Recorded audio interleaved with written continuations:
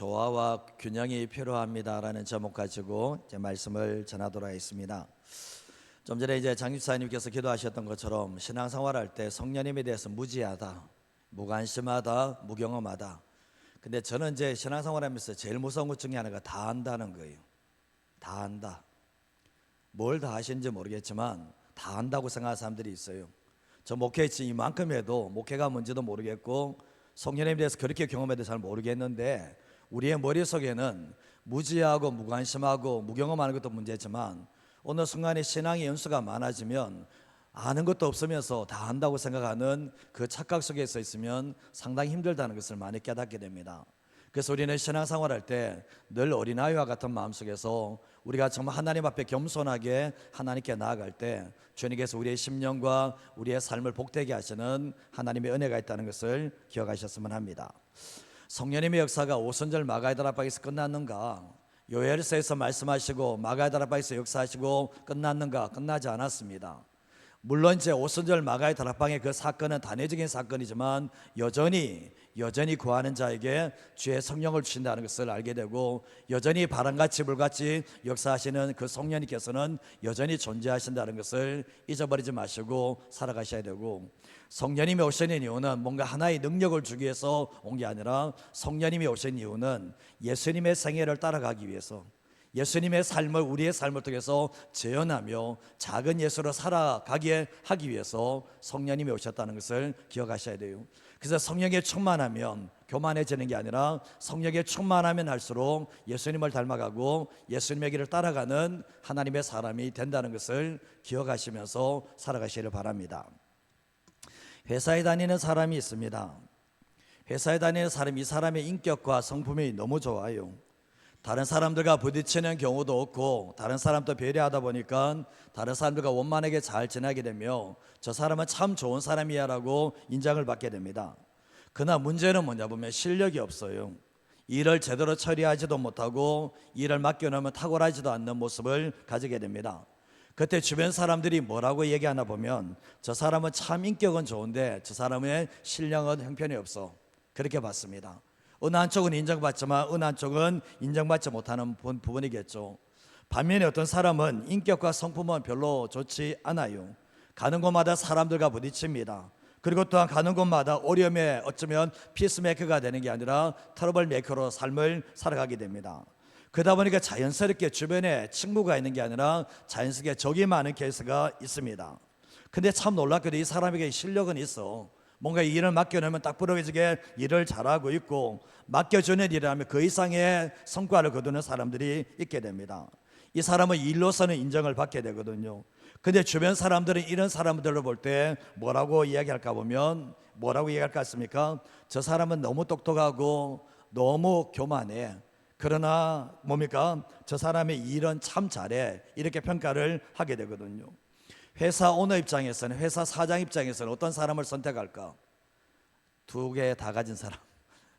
우리가 두 개가 다 가진 사람을 선택했지만 회사 오너 입장에서는 어떤 사람을 선택할지, 여러분은 어떤 사람을 선택할지 선택할 거라 생각하거든요.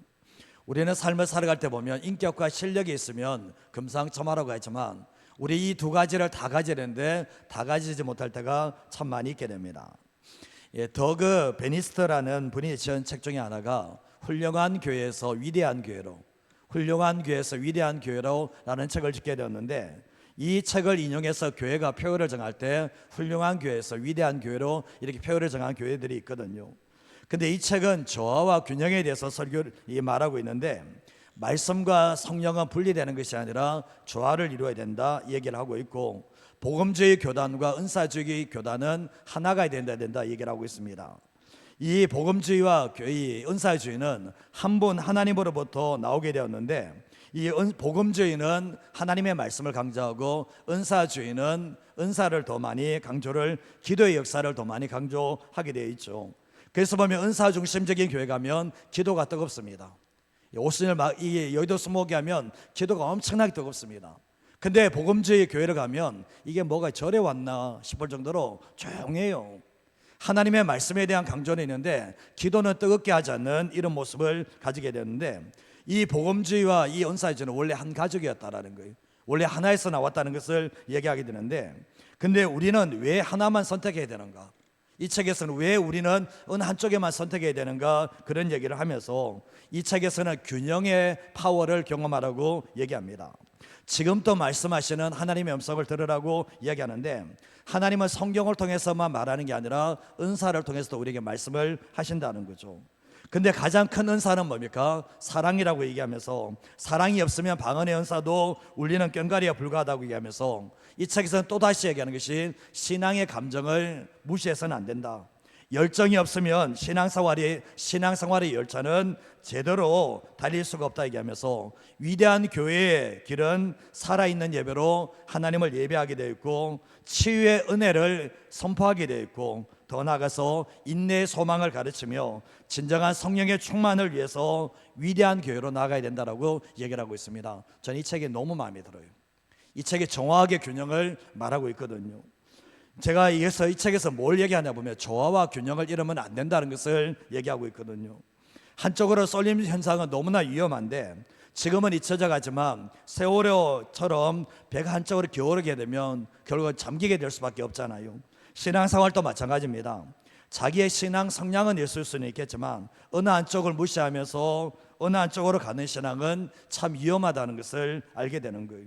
그래서 우리가 조심해야 될 게 뭐냐 보면, 저도 이제 저희도 교단이 합동적이고 제가 합동해서 자랐고 이런 모습이 있습니다. 그러다 보니까 하나님의 말씀에 대한 강조가 너무 지나칠 정도로 참 많았는데, 개인적으로 너무나 감사합니다. 그러나 아쉬움이 남는 게 뭐냐 보면 어느 한쪽은 지금 닫고 있다는 것을 많이 깨닫게 됩니다.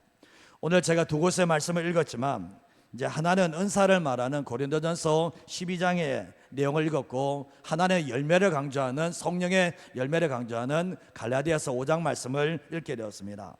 은사주의는 아무래도 고린도전서 12장에 초점을 두게 되어 있고, 그리고 복음주의는 아무래도 갈라디아서 5장에 초점을 둔다는 것을 부인할 수는 없다고 생각합니다. 근데 오늘 이 말씀을 첫 번째로 할 수 있는 게 뭔가 같이 한번 읽어보겠습니다. 은사와 열매는 한 분 성령님으로부터 주어집니다. 은사와 열매는 한 분 성령님으로 통해서 우리에게 주어졌다는 것을 기억하셔야 됩니다. 각기 다른 것 같지만 출처와 근원은 동일합니다. 성령의 은사도 성령으로 왔고 열매도 성령으로 왔다는 것을 말씀하고 있는데, 우리의 몸속에 보면 손도 있고 발도 있잖아요. 손도 있고 발도 있는 것 같지만 서로 다른 것 같지만 한 몸에 공존하는 것처럼 성령의 은사도 있고 성령의 열매도 같이 성령을 통해서 온다는 것을 무시하시면 안 된다는 겁니다. 고린도서 12장 4절 말씀에 보면 은사는 같으나 성령은 같고라고 말씀하고 있거든요. 은사는 여러 가지지만 성령은 같다라는 거예요. 그리고 6절에서 7절 말씀에 보면 사역은 여러 가지나 모든 것을 모든 사람들 가운데에서 이루시는 분은 하나님이시고, 각 사람에게 성령을 나타내시면 뭐 때문에요? 유익하게 하기 위해서 성령을 나타냈다라고 말씀을 하는데, 근데 8절부터 9절 말씀부터 보면 어떤 사람에게는 성령으로 말미암아 지혜의 말씀을, 어떤 사람에게는 성령을 따라 지식의 말씀을, 어떤 다른 사람에게는 같은 성령으로 믿음을, 어떤 사람에게는 한 성령으로 병 고치는 은사를 이야기하면서 계속해서 은사를 설명하면서 앞부분에 나오는 게 뭡니까? 성령으로 말미암아 같은 성령을 따라 같은 성령으로 한 성령으로 계속해서 반복하는 게 뭡니까? 은사는 다르지만 모든 것을 주시는 분은 성령님이라는 것을 분명히 말씀하고 있는 거예요. 고린도서 12장 11절 말씀에 보면 이 모든 일은 같은 한 성령이 행하사 그의 뜻대로 각 사람에게 나눠준다라고 말씀하고 있거든요. 이 모든 일은 같은 성령이 행하시고 같은 성령께서 여러 가지 은혜를 각 사람의 필요에 따라서 주신다라고 말씀을 하고 있는 겁니다. 근데 결국 뭡니까? 우리의 뜻대로가 아니라 그의 뜻대로 각 사람에게 주신다라고 말씀을 하고 있습니다. 근데 우리가 갈라디아서 5장에 넘어가면 사도 바울은 육체의 일과 성령의 일을 구분하고 있거든요. 예수 믿는 사람은 육체의 소욕을 따라 행하는 게 아니라 성령의 소욕을 따라서 행하라고 얘기하면서, 육체의 소욕이 있는가 하면 성령의 소욕이 있다라고 분명히 말씀하는데, 육체의 일은 현저하게 나타나는데 육체의 열매가 어떤 것인가? 19절에서 21절 말씀해 보시면 육체의 일은 분명하다, 현저하다, 음행과 더러움과 호색과 우상숭배, 주술, 원수 맺는 것, 분쟁, 시기, 분냄, 당짓는 것, 분열함과 이단과 투기와 술 취함과 방탕함과 이와 같은 것은 다 육체의 열매라, 육체의 일이라고 이야기하고 있는데, 이런 것은 성령께서 열매 맺게 하는 게 아니에요. 이거는 사단의 역사 속에서 결국 뭡니까? 이게 육체의 열매를 맺게 된다라고 얘기하는데, 성령으로 따라 성령의 열매를 맺는 사람과 육신의 열매를 맺는 사람은 완전히 확연하게 구분된다는 것을 얘기하고 있는 거예요. 예를 들면 어느 곳에 가는 것마다 자꾸 분열시켜. 이거는 성령의 역사가 아니라 귀신의 역사입니다. 이게 육신의 일의 역사예요. 이게 잘못된 거라는 거예요. 그래서 결국 뭡니까? 육체의 일은 사단의 역사이고 이 성령의 열매라고 말할 수 없다는 것을 얘기하면서 성령의 열매에 대해서 얘기합니다. 그러면서 22절과 23절 말씀에 성령의 열매에 대해서 얘기하면서 9가지라고 했죠. 사랑과 희락과 평과 오래 참음과 자비와 양성, 충성, 온유, 절제에 대해서 얘기하면서 이 모든 열매는 성령을 통해서 맺혀진다라고 말씀을 하고 있는 겁니다. 근데 결국 뭡니까? 시작이 뭡니까? 시작은 사랑으로부터 시작합니다. 가장 중요한 은사 중에 하나가 사랑이고 가장 중요한 열매가 사랑인데, 성경에서는 중요한 것이 뒤에 올 때도 있지만 중요한 것이 앞에 나올 때가 있는데, 성령의 열매 중에 가장 중요한 것이 사랑인데 사랑이 먼저 나오고, 그리고 마지막이 뭡니까? 절제에 대해서 얘기를 하고 있다는 거죠. 성령에 아무리 많은 열매가 있다 할지라도 절제가 되지 않으면 안 되기 때문에 마지막에 은사가 절제로 나와 있다는 것을 알게 됩니다. 그러나 이 모든 것이 뭡니까? 한 분 성령님을 통해서 우리에게 부어진다는 것을 얘기하고 있고, 우리의 열심과 우리의 노력이 아니라 성령님을 통해서 우리에게 이 열매가 맺혀진다라고 분명히 말씀을 하고 있는 거예요.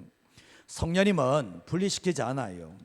성령님께서는 분리시키지 않는데, 성령님은 은사와 열매를 자신에게서 나온 동일한 것임을 말씀하고 있으면서, 이 두 개가 성령의 은사와 능력이 정말 열매가 어쩌면 다른 것으로 보이는지 모르지만 어쩌고 한쪽으로 쏠림 현상은 위험하다는 것을 말씀하는데, 혹여나 지금까지 신앙생활을 하시면서 성령의 열매에 대해서 강조하는 사람이 은사를 무시하고 은사를 강조하는 사람이 열매를 무시하는 경우였다면 이게 다 잘못됐다는 거예요. 나는 사랑이면 돼. 사랑이 너무나 중요하지만 다 아닙니다. 물론 성경에서는 사랑만 이야기 안 되면 사랑만 이야기하겠죠. 그거 아니잖아요. 은사에 대해서 이야기를 하고 있잖아요. 그러면 이 두 가지에 대해서 저와 균형을 맞추지 않으면 안 된다는 것을 기억하셔야 됩니다. 제가 처음에도 얘기했지만 인격이 좋은데 실력이 안 되는 이런 모습을 가지고 살아가서는 안 된다는 것을 기억하셔야 됩니다. 자, 두 번째로 하시는 게 뭔가 한번 읽어보도록 하겠습니다. 성령의 은사는 사모해야 하며 성령의 열매는 평생 성숙해져야 합니다. 원래 이제 성령의 초자연적인 은사는 사모해야 하며 이랬는데 이게 운율을 맞추기 위해서 빼버렸거든요. 근데 성령의 초자연적인 은사는 사모해야서 얻게 되고, 성령의 열매는 끊임없이 평생 동안 성숙 속으로 나가야 된다는 거예요. 우리가 예수님은 자신의 인격을 통해서 주변 사람들에게 감동을 많이 줬죠. 얼마나 따뜻한 분인지, 얼마나 사랑이 많으신 분인지, 얼마나 겸손하고 온유하신 분인지를 예수님은 보여주시잖아요. 이게 예수님의 인격이에요. 예수님의 성품이거든요. 소외당하고 무시당하는 게 참 많았는데 바리새인과 서기관들은 완전히 무시를 했잖아요. 그러나 예수님께서는 뭡니까? 세리들과 죄인들과 밥을 먹으면서 함께 식사함으로 말미암아 예수님은 세리들의 친구, 죄인들의 친구라고 얘기를 듣게 되었거든요. 근데 예수님께서는 따뜻함과 포용력 있음으로 말미암아 모든 사람들을 다 안아주는 삶을 살게 되었는데, 누가 봐도 예수님은 공평하게 사랑으로 대한다는 인격적인 분이라는 것을 알게 되었습니다. 그러나 반면 예수님께서 그것만 있는가? 아니죠. 예수님은 능력을 통해서, 권능을 통해서 사람들에게 실제적인 도움과 필요를 주게 됩니다. 아픈 자에게는 치유를 나타내시고, 정말 또 힘들고 어려운 사람들에게는, 굶주린 사람들에게는 기적을 나타내셔서 오병이의 기적을 나타내시는 모습을 보게 되죠. 하나님의 나라를 눈으로 보게 하셨던 분이 바로 예수님의 사역이었다는 것을 알게 되는데, 누구와 함께 하셨는가? 성령님과 함께 하셨다는 것을 말씀을 드렸습니다. 예수님의 기사와 표적은 무수히 많은 사람들의 시선과 관심을 모으게 만들죠. 그리고 하나님을 향하여 마음을 열게 만듭니다. 은사의 능력이 뭐냐 보면 이게 예수님의 표적의 능력이면 사람을 통해서 마음을 열게 됩니다. 그 자리에서 하나님의 나라가 임했기 때문에 마음을 열게 되면서 뭡니까? 거기서 구원받는 사람들이 있었다는 것을 알게 되잖아요. 예수님은 이것을 분리시킨 적이 없어요. 예수님의 사역과 예수님의 성품을 분리시킨 적이 없다라는 거예요. 예수님은 그의 인격과 그의 사역의 능력을 분리시킨 적이 없다라는 것을 성경을 통해서 얘기를 하고 있는 거예요. 근데 우리는 뭐죠? 자꾸 어느 한쪽으로 쏠려서 분리시켜버리는 그런 모습을 가질 수가 있다는 거예요. 고린도서 14장 1절 말씀해 보면 같이 한번 읽어볼까요? 사랑을 추구하며 신령한 것들을 사모하되 특별히 예언을 하려고 하라. 사랑을 추구하되 신령한 것들을 사모하며 특별히 예언을 하려고 하라고 얘기를 하고 있잖아요. 추구해야 될 것과 사모해야 될 것이 따로 있다는 것을 말씀하고 있죠. 그리고 2절에 3절 말씀 또 한번 읽어보겠습니다. 방언을 말하는 자는 사람에게 하지 아니하고 하나님께 하나니 이는 알아듣는 자가 없고 영어로 비밀을 말함이라. 그러나 예언하는 자는 사람에게 말하여 덕을 세우며 권면하며 위로하는 것이요. 여기서 보면 방언에 대해서 말하고 있죠. 방언은 사람에게 말하는 게 아니라 하나님 아버지께 말한다. 그래서 주변 사람이 알아들을 수가 없고 영어로 비밀을 말한다라고 말씀을 하고 있거든요. 여러분 방언하시는 분이 저 사람 뭐 얘기하는지 모르는 거, 통역을 가진 사람 외에는 그걸 몰라요 사실은. 그러나 보면 뭐죠? 정말 이 방언은 영으로 하나님께 말하기 때문에 영의 회복이, 영의 충만함이 빨리 오는 기도 중에 하나가 이 방언의 은사라고 보시면 되거든요. 근데 사도 바울이 뭐라고 합니까? 예언하는 자도 또 예언에 대해서 얘기하면서 사람에게 말하여 덕을 세우며 권면하며 위로하는 것이다 라고 말씀을 하고 있습니다. 근데 사도 바울이 여기서 예언이라고 했을 때는 하나님의 말씀을 통해서 깨닫는 것을 얘기해 주는 것이 여기서 예언하고 있지만, 성경에서는 요한복음 16장 말씀에 보면 성령께서는 장래일을 너에게 알리신다라고 했거든요. 장래일을 알시는 이 성령의 예언도 보면 우리는 하나님의 말씀을 듣고 깨닫는 것이, 가르치는 것이 예언이라는 측면에 얘기하는데 이것도 반쪽이에요. 이것도 반쪽이고, 온전하게 뭐냐, 장래일을 알려주는 것도 구약의 예언 선지자들이 했고, 오늘날 신약 시대가 뭡니까? 결국 뭡니까? 장래일을 말하는 것도 예언이라는 것을 말씀하고 있는데, 어떤 사람들은 우리 교단은 계속 한쪽으로만 가요. 한쪽으로만. 결국 이게 문제가 터지는 거예요. 근데 14장 5절 말씀 또 한번 읽어보겠습니다. 나는 너희가 다 방언하기를 원하나 특별히 예언하기를 원하노라. 만일 방언을 말하는 자가 통역하여 교회의 덕을 세우지 아니하면 예언하는 자만 못하니라. 나는 너희가 뭐라고요? 나는 너희가 방언하기를 말하기로 하는데 그 중간에 한자가 딱 들어가 있죠. 뭐죠? 다라는 건 뭐죠? 100%, 100%, 전부 다 방언하기를 말한다. 그러나 특별히 예언하기를 원한다. 이게 뭐죠? 방언은 모든 사람들이 다 받을 수 있다는 거예요. 그리고 하는 말이 뭡니까? 방언을 예언하기를 특별히 원하는데 방언을 말하는 자는 통역하고 교회 덕을 세우지 않으면 예언하는 자보다 못하다. 여기서 예언하는 것은 하나님의 말씀을 깨닫고 함께 이야기하는 것이, 깨닫는 것은 여기서 예언인데, 예언의 측면 속에서도 이것만 있는 게 아니라 성경 말씀 예언은 장래일을 말하는 것도 예언 속에 담겨져 있다는 것을 얘기를 하는 거예요. 근데 결국 뭡니까? 제가 이렇게 말씀을 드리려면 교회는 예언 위에 세워지진 않아요. 하나님의 말씀 위에 세워지지만 성령의 은사 중에 하나가 예언이 들어와 있다는 것을 기억하신다면, 우리가 신앙생활할 때 하나님의 말씀의 범위 안에서 예언을 해야 되고, 예언이 하나님의 말씀과 어긋나는 예언은 해서는 안 된다는 것을 알게 되는데, 교회는 하나님의 말씀에 세워지겠지만 이 모든 것들이 균형을 맞춰야 된다는 것을 사도 바울이 말하고 있는 거예요. 사도 바울이 방언에 대해서, 예언에 대해서 다 이야기하는 이유가 뭔지 아십니까? 고린도 교회에 이런 역사가 있었고 사도 바울이 이 모든 것들을 다 경험해 봤기 때문에 이것에 대해서 정확하게 설명을 하고 있다는 거예요. 고린도서 14장 12절에 13절 말씀 한번 읽어보겠습니다. 그러므로 너희도 영적인 것을 사모하는 자인즉 교회의 덕을 세우기 위하여 그것이 풍성하기를 구하라. 그러므로 방언을 말하는 자는 통역하기를 기도할지니. 자, 영적인 것을 사모해야 된다. 영적인 것을 사모하는 자가 되라고 말씀하고 있는데, 교회의 덕을 세우기 위해서 영적인 것을 사모하고 있는데, 뒤에 보선 그것이 풍성하기를 구하라고 말씀하고 있는 거예요. 풍성하기를 원하는. 방언 가지고 하시는 분들은 이게 아니라 더 풍성하기 위해서 기도를 해야 되는데, 뒤에 말씀에 하는 말입니까? 방언을 말하는 사람은 뭘 하기를 기도하라고요? 통역하기를 위해서 기도하는 게 뭡니까? 방언을 말하는 사람은 기도하면 통역의 은사를 주기 때문에 기도를 하라고 말씀을 하고 있는 거예요.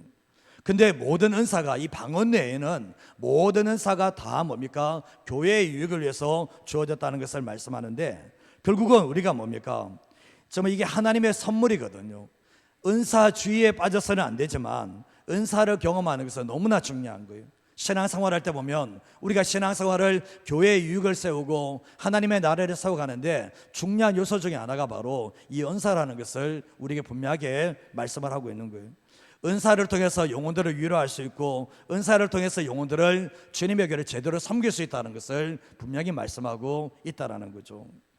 우리가 고린도서 12장 8절에서 10절 말씀을 읽었지만 여기서 9가지 은사가 나오는데, 집사님 좀 띄워주시면 보면, 여기서 보면 지혜의 말씀 연사가 나오고, 두 번째가 지식의 말씀 연사가 나오고, 세 번째가 믿음의 은사가 나오죠. 그 다음에 병 고치는 은사가 등장을 하고 있죠. 그 다음에 능력 행하는 은사가 나오죠. 예언하는 게 나오죠. 영분별하는 은사가 나오죠. 그리고 방언 말하는 게 나오죠. 통역하는 게 나오죠. 9개가 나오는데, 이거는 초자연적인 은사를 얘기합니다. 여기서 믿음의 은사라는 것은 일반적인 믿음을 이야기하는 게 아니에요. 산을 옮길 만한 그 믿음이 있는 사람이 있거든요. 그 믿음을 이야기를 하고 있는 것이고, 능력을 행한다는 것은 예수님께서 죽은 자 살려내고 오병이 기전한 이런 능력을 이야기하는 거예요.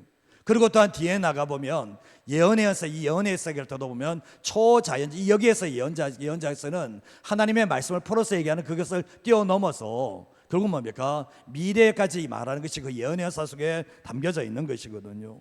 근데 결국 또 뒤에 보면, 근데 여기에서 보면 이제 그런 분들이 있어요. 은사 사역자들은 예언의 꽃은 지식의 말씀의 은사다. 예언의 꽃은 어디라고요? 지식의 말씀의 은사라고 얘기하거든요. 근데 우리가 생각하면 지식 이야기하니까 하나님의 말씀을 깨닫는 게, 하나님의 말씀을 배워서 깨닫는 게 지식이라 생각하는데, 은사주의는 그렇게 안 봅니다. 저는 은사주의 쪽에서 해석을 합니다. 저는 복음주의 속에서 이 해석하는 것은 무리가 있다 생각하거든요. 일반적인 사람들도 하나님의 말씀을 보면 성령님이 우리 안에 계시기 때문에 깨닫게 되고 배우게 되고 알게 되는 역사가 일어납니다. 그러나 은사주의에서는 이 지식의 말씀의 은사를 얘기할 때 어떤 것을 얘기하나 보면, 예수님께서 니고데모가 찾아왔을 때 예수님이 하셨던 말씀이 뭡니까? 내가 너를 무화과 나무 아래에 있을 때 봤다라고 주님 말씀해버려요. 봤다라고 말씀하거든요. 분명히 정말 예수님과 이게 니고데모가 같이 있은 적이 없거든요. 그러나 예수님께서는 그것을 알아내는 거예요. 성경 말씀에 보면 느부갓네살 왕이 꿈을 꿨는데, 꿈을 꾸고 난 뒤에 정말 사람들 다 불러와서 너희들 꿈 해석하지 못하면 죽여버린다 그랬잖아요. 죽여버린다 그러니까 정말 이 다니엘이 하나님께 기도하잖아요. 기도하면서 그 꿈이 뭔지를 어떻게 해요? 알아내잖아요. 이런 부분들을 이야기할 때 지식의 말씀의 은사라고 얘기를 하는 거예요. 정말 조영계 목사님이 그런 경우가 있거든요. 설교할 때 저도 오래된 집회를 한번 보시면 설교 마지막에 치유기도를 하셔요. 치유기도를 하시는데 이렇게 합니다. 저기 2층에 몇 번째 줄에 어떤 사람이 어떤 병이 치유를 받았으면 딱 그 얘기를 딱 해버려요. 근데 딱 해버리면 그 자리에서 병이 나와버려요. 제가 아시는 목사님의 누님이 암인데 나았습니다. 그 교회 다니는데 어떻게 합니까? 생각해보면 어떻게 그 몇째 줄에 암 걸린 사람이 어떻게 알아요? 알 수가 없죠. 누가 알려주는 겁니까? 성령님이 알려주는 거예요. 사기치는 게 아니고. 우리는 생각할 때 하나님의 말씀에 지식 이야기하는 게 지식의 말씀에서 하는데, 성경에서는 그런 얘기를 하는 게 아니에요. 물론 그것에 대해서 복음주의를 부인하는 건 아니지만, 은사주의에서 얘기할 때 이 얘기가 더 합당하다는, 여기서는 더 합당한 게 왜냐하면 초자연적인 은사를 이야기하기 때문에 그런 거예요. 그리고 또한 지식의 말씀의 은사라고 했을 때 가만히 보면, 우리가 요셉이 이제 바로가 꿈을 꾸잖아요. 바로가 꿈을 꾸는데 이제 풍성한 이삭하고 마른 이삭, 이걸 꿈을 꾸게 되잖아요. 이 꿈을 꾸게 되는데 이 꿈을 어떻게 해석해낼 수 있어요? 꿈은 꿔왔는데 이것을 풀어내야 되잖아요. 근데 이 하나님께서 요셉에게 꿈의 해석의 은사도 주지만 지식의 이걸 알 수 있는, 깨달아서 풀어낼 수 있는 지식의 말씀 은사도 허락하시는 모습을 보게 되잖아요. 이런 관점에서 보신다면 우리가 은사에 대해서 얘기할 때도 더 확대되어서 분명히 알 수 있는 역사가 기대는 거예요. 우리가 이 고린도전서 12장은 와셔야 될 것이 일반적인 은사를 얘기하는 게 아니라 초자연적인 은사를 여기에 담아놨다는 거예요. 그렇기 때문에 우리는 신앙생활 할 때도 왜 자꾸 이쪽에만 갇혀져 있는지, 성도님들은 별로 관심이 없겠지만 이쪽에만 갇혀져 있으니까 여기밖에 안 열리는 거예요. 그래서 우리는 신앙생활 할 때도 주님께서 말한 거는 믿어야 돼요. 말씀이 말한 데까지 믿어야 되거든요. 그래서 이 은사에 대해서 분명히 말씀을 하고 있다는 거죠. 근데 이제 성품에 대해서 우리가 성령의 9가지 이제 열매에 대해서 얘기할 때 타고난 성품을 얘기한 게 아니에요. 타고난 성품이 좋다고 해서 그 사람이 성령의 그게 열매인가? 아니요. 타고난 성품을 얘기하는 게 아니에요. 우리 주변에서 보면 타고난 성품이 좋은 사람들이 있거든요. 그죠, 김영희 사님? 타고난 성품이 좋은 사람들이 있잖아요. 그래서 제가 좀 타고난 성품을 가진 사람들은 이거는 성령의 은사라고 얘기하지 않아요. 그거는 타고날 때부터 자연적인 거예요. 근데 이것은 성령의 열매라고 말할 수가 없는 거거든요. 성품이 좋으신 분들이 때때로 부를 때가 있습니다. 타고난 성품. 근데 시간이 지나다 보니까 하나도 안 부러워. 죄송한 표현입니다. 하나도 안 부러워. 타고난 성품이 좋으신 분들은, 불신자들의 타고난 성품이 좋으신 분들은 별로 안 부러워요. 사실은 성령으로부터 다듬어진 그 성품, 성령으로 다듬을 그 인격이 돼야 되는데 이게 바로 주님을 닮은 인격이잖아요.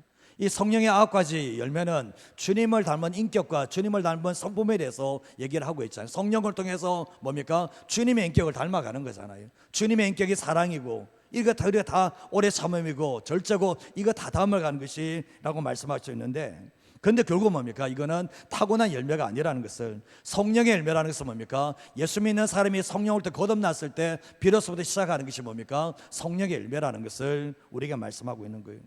모세를 한번 보세요. 모세가 애굽에 궁정에 있을 때 사람 죽입니다. 완전히 이게 불같은 사람입니다. 그러나 예수님 만나고 성령님을, 하나님 만나고 성령님을 경험하면서 뭐 어떻게 됩니까? 지면에서 온유한 사람이 되고, 그리고 사랑이 많고 품어주고 오래 참는 사람으로 바뀌어지는 역사가 일어나게 됩니다. 우리가 사도 바울을 한번 보세요. 믿기 전에 어떻습니까? 성격 장난 아닙니다. 이 예수님만 믿지 않고 죽이는데 앞장서는 사람이거든요. 근데 예수님 만나고 성령님 만나면서 어떤 사람이 됩니까? 사도 바울이 정말 이 성령의 9가지 열매에 대해서 할 때 사도 바울에 대해서 이것이 성숙되게 열매 맺기 때문에 이 얘기를 하고 있다는 것을 알게 되잖아요. 그래서 우리는 신앙생활 할 때 보면 저 사람 참 타고난 성품 좋네, 이거는 불신자들끼리 하는 얘기예요. 그러나 기억하셔야 될 것은 예수 믿는 사람들은 타고난 성품이 좋으면 감사하고, 그러나 그게보다 중요한 게 뭐냐면 성령님을 통해서 다시 예수님의 인격을 닮아가고 예수님의 성품을 닮아가기 위해서 우리에게 성령님이 오셨다는 것을 기억하셔야 돼요. 근데 우리가 은사가 있는 사람들은 그 은사가 빛을 발하려면 성품이 돼야 돼요. 인격이 돼야 돼요. 왜 은사를 가진 사람이 왜 인정을 받지 못하는가 보면 인격의 열매는 안 맺어가고 자꾸 은사만 나타나니까 문제가 될 때가 참 많이 있다라는 거죠. 사도행전 8장 말씀에 보면 이 마술사 시몬이 이제 빌립이 행하는 능력을 봅니다. 빌립이 기적과 표적을 행하는 능력을 보고 놀랍니다. 근데 이제 이 사마리아 땅에도 성령께서 부어지니까 이 초대 예루살렘께서 누구를 보내고 베드로와 요한을 보내게 되면서 안수를 다해줍니다. 안수를 다해주게 되는데 안수할 때 성령의 역사가 충만하게 부어지게 되었습니다. 거기에서 이제 마술사 시몬이라는 사람이 있었는데 이 모습을 보니까 기가 막히거든요. 빌립이 가는 곳마다 표적이 나타나고 기적이 나타나고 베드로와 요한이 와서 안수하니까 이게 막 성령 받고 방언하고 예언하고 막 난리가 터졌던 거죠. 그때 마술사 시몬이 뭐라고 했는지 아십니까? 돈을 가지고 와서 이 권능을, 이 성령을 내게도 달라고 요청하게 되었습니다. 돈을 가지고 와서. 그때 베드로가 네 마음이 하나님 앞에 올바르지 않다고 하면서 이 망할지어다 이런 표현을 하는데, 저는 이 내용을 보면서 보는 것 중에 하나가 예수 믿는 사람은 왜 이게 안 되죠? 마술사 시몬은 돈 가져와서 살려고 합니다. 그러나 예수 믿는 사람에게는 사모하는 사람에게 주겠다 그러는데 우리는 마술사 시몬보다 더 사모하지 않는, 이런 모습으로 살아갈 수 있는 그 모습이 우리 안에 있다라는 거죠. 저는 성령님의 은사가 없는 사람들 보면 불쌍해요. 주님은 주시겠다고 그랬는데 왜 사모를 안 하냐는 거예요.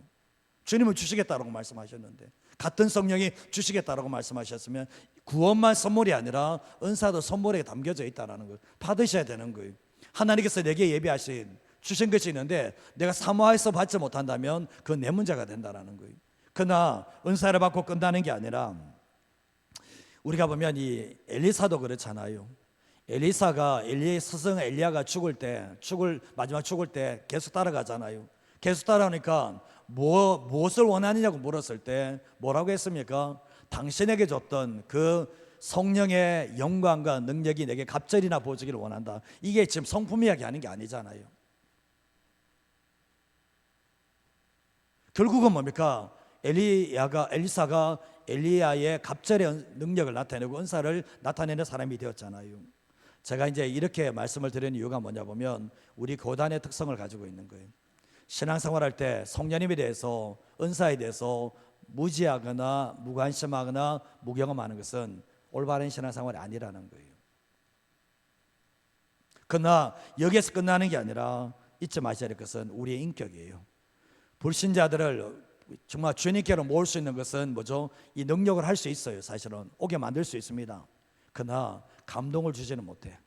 그 사람에게 감동을 주는 건 뭡니까? 주님을 닮은 인격을 가질 때, 주님을 닮은 성품을 가지고 나아갈 때 뭡니까? 사람들을 감동시킬 수 있는 사람이 되고, 또 믿는 사람들도 그 모습을 보고 그 인격을 가지고 따르게 되고, 또한 더 나아가서 많은 사람들을 더 복되게 하는 삶을 살아갈 수 있는 것이 이 그리스도를 닮은 인격이라고 말할 수가 있는 겁니다. 여러분은 이제 오늘이 제가 말씀은 다 전했습니다. 어느 쪽으로 가실래요? 그래도 난 이쪽이야. 제가 할 말이 없습니다. 두 가지 다입니다. 성령의 은사도 구해야 되고 성령의 열매도 구해야 되는데, 이 모든 것 다 성령의 성이지만 은사도 한순간에 주지만 은사도 계속해서 갈고 닦아야지 그 은사가 더 예민해지고, 이 열매는 주님을 닮은 인격은 평생 동안 다듬어져 가야 돼요. 넘어지고 안 되고 쓰러지고 이런 가운데서도 끝까지 포기하지 않고 나갈 때 내 안에 주님의 성품이, 인격이 담겨져서 많은 사람들에게 감동과 감화를 줄 수 있다는 것을 기억하시면서 살아가는 우리 모든 성도님 되시기를 주님의 이름으로 축복드립니다. 이 시간